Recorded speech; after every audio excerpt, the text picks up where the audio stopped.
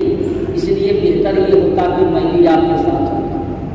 हज़रत इमाम मुस्लिम ने अपने दोनों बच्चों का भी रोकना गवारा न किया और दोनों बच्चों को साथ ले आए। जब हज़रत इमाम मुस्लिम को इब्ने ज़ियाद की फौजी लेकर के बैतुल इमारत जाने लगे तो उससे पहले जो कुफा के काजी थे उनका नाम था काजी शुरैह। जब ये मामला होने लगा कि हज़रत इमाम मुस्लिम को ये यकीन हो गया कि शायद हो सकता है कि मेरी शहादत न हो जाए, तो हज़रत इमाम मुस्लिम ने अपने दोनों बच्चों को, जो कुफा के काजी शहर थे उनका नाम था काजी शुरैह, काजी शुरैह साहब के पास हज़रत इमाम मुस्लिम अपने दोनों बच्चों को ले गए और काजी शुरैह से आपने कहा कि किसी सूरत से किसी तरह ये मेरे दोनों बच्चों को आप मदीना भिजवा दीजिए। और ये काजी हज़रत इमाम मुस्लिम इब्ने ज़ियाद के वहाँ शाम के वक्त जब ये खबर फैली कुफा में कि हज़रत इमाम मुस्लिम की शहादत हो गई और ये बात जब काजी शुरैह के कान में आई तो काजी साहब बात को सुनकर के रोने लगे। जब ये खबर दी गई, जब रोने लगे तो हज़रत इमाम मुस्लिम के दोनों बच्चे भी आ गए काजी शुरैह के पास। तो जब काजी शुरैह की आंख में आंसू आ गए तो दोनों बच्चों ने कहा कि काजी साहब क्यों रो रहे हैं, क्यों रो रहे हैं, क्या मेरे आपके साथ कोई हादसा हो गया? जब दोनों बच्चों ने ये कहा तो काजी साहब ने मूवी देखेगा नहीं मारा है हराम खोरा ही ना जाए। यूट्यूब पर चैनल बनाया हुआ 4 मिनट पिक्चर बना जमीन के ऊपर जमीन पर चल करके जाए या जमीन के ऊपर से जाए या कैसे जाए, ये सारी सहूलतें। मगर पहले जमाने में लोगों की जाने की कोई सूरत नहीं, उनके पास कोई साधन नहीं। पहला साधन तो ये था कि तो अपने पैर से पैदल चल करके जाए, दूसरा साधन ये था कि वो घोड़े या गले पर सवार होकर जाए। तो एक मुल्क से दूसरा मुल्क अगर जाना है, एक शहर से दूसरा शहर जाना है तो 5 लोग, 10 लोग, 7 लोग, 50 लोग, 30 लोग का जत्था रहता है। सब लोग इकट्ठा होते थे, बात पैदल होती थी, इतने बजे इतने दिन में इतनी तारीख में हम लोग निकलेंगे, तो उसी को काफिला कहा जाता है। उसमें जो कुछ कारोबारी लोग भी होते थे, कुछ रिश्तेदारों में भी जाने वाले होते थे, तो लोगों का लोग चलते थे, 10, 20, 50 लोग होते थे, उन्हीं को काफिला कहा जाता है। काजी साहब ने अपने लड़के को कहा कि देखो पता लगाओ क्या कोई काफिला मदीना की तरफ जाने वाला है। तो काजी साहब का लड़का गया, पता लगाया, मालूम चला कि आपकी रात में कुफा से मदीना की जाने एक काफिला जाने वाला। काजी साहब का लड़का गया और कहा कि हाँ ये काफिला जाने वाला। काजी साहब ने हज़रत इमाम मुस्लिम के दोनों बच्चों को अपने लड़के के हवाले किए और कहा कि किसी सूरत से जाकर इन दोनों बच्चों को काफिले में शामिल कर दो और काफिले में कोई भी नेक इंसान नजर आए, उस नेक वक्त इंसान से कहना कि ये दोनों बच्चे हज़रत इमाम मुस्लिम के, ये दोनों बच्चे इमाम मुस्लिम के हैं और मेरे नबी के आल हैं, किसी सूरत से आप मदीना पहुंचा देना हज़रत इमाम हुसैन के पास। काजी शुरैह साहब ने इमाम मुस्लिम के दोनों बच्चों को हज़रत इमाम मुस्लिम के दोनों बच्चों को काजी साहब ने अपने बच्चे के साथ दिया, गले लगा करके और उनका गुस्सा देकर के कहा कि बेटा आप अच्छे से चले जाए। काजी साहब का लड़का हज़रत इमाम मुस्लिम के दोनों बच्चों को लेकर चलते चलते चलते जब शहर से बाहर गए तो देखा कि काफिला, उसने ये गलती किया कि क्या वो काफिला वालों के पास बच्चों को पहुंचाता, काफिला कुछ दूर निकल चुका, लोग जाते थे तो मसाल होते थे, मसाल उसको जला करके जाते थे ताकि रास्ता दिखे वो रोशनी मिले। उनको नजर आया कि मसालें जल रही है तो रोशनी आ गई, घोड़ों के टापों की आवाज आ रही, लोग भी चल रहे हैं। काजी साहब के लड़के ने इमाम मुस्लिम के दोनों लड़के से कहा कि बेटा वो देखो काफिला जा रहा है, जल्दी छोड़ करके जाओ। बच्चा वो बच्चा दौड़ता हुआ हो गया, बच्चे पीछे चलते जा रहे थे, काफिला आगे बढ़ता जा रहा था, बच्चे पीछे से जा रहे थे, काफिले वाले आगे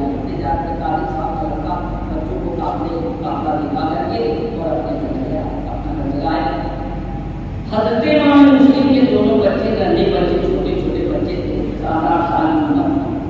एक चलता तो दूसरा गिरता, दूसरा गिरता तो पहला उठाता, पहला गिरता दूसरा उठाता, चलते चलते चलते चलते वहाँ के बच्चे थे, यहाँ तक कि पूरी रात थक गए, पूरी रात खत्म हो गई।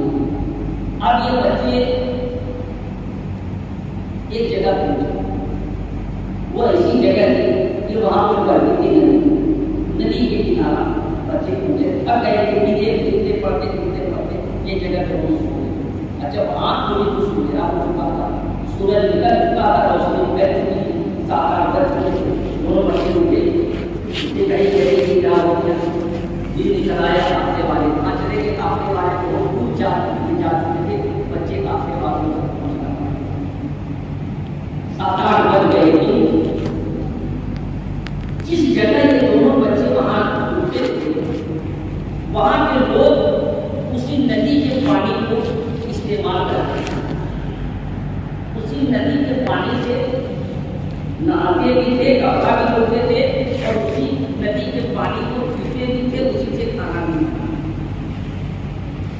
इमाम मुस्लिम के दोनों बच्चों ने देखा कि कोई पानी लेने के लिए आवाज जैसी नजर आई, किसी इंसान की आवाज, किसी इंसान की चलने की आवाज आती है।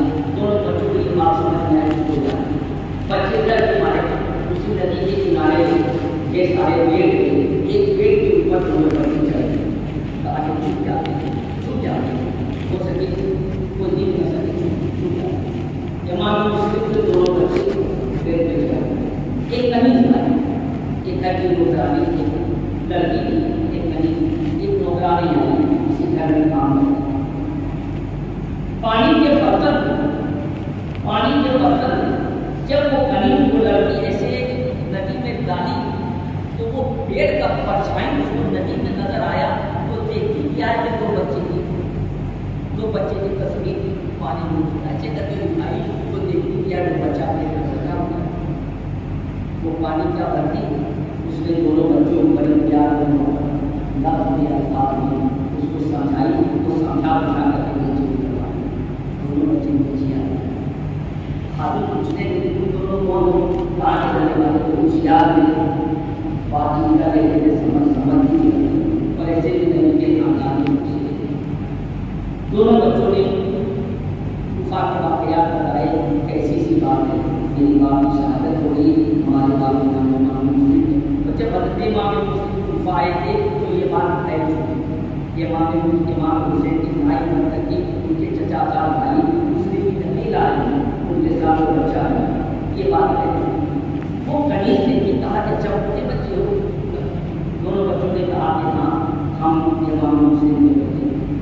वो कनीज जो नौकरानी पाने लेके आई थी, उसने भी घबराने की कोई बात नहीं, एकदम बिना खौफ बिना डर के आप मेरे साथ चलो।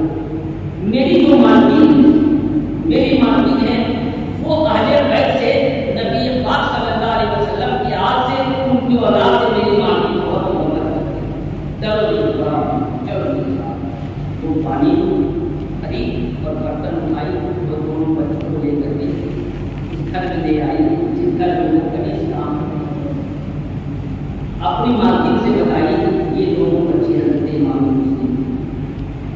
वो खातून नेक खातून, उसने इमाम मुस्लिम के दोनों बच्चों को नहलाई, कपड़े गंदे हो गए थे, जूतियाँ लगी कपड़ा थी, दोनों बच्चों को नहलाने के बाद बड़े प्यार और मोहब्बत से दोनों बच्चों को खाना खिलाया।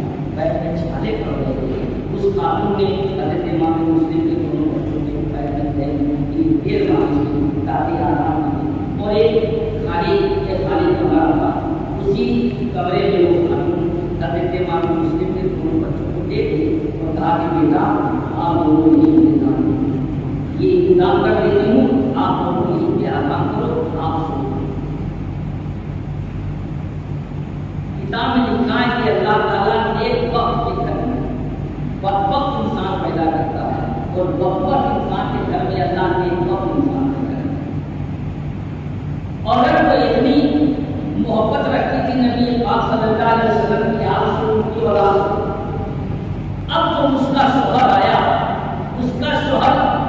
इब्ने ज़ियाद तैयारी यानी उसकी सरकारी नौकरी थी, वो उसी गवर्नर हाउस में जहाँ पढ़ा था इमाम मुस्लिम की शहादत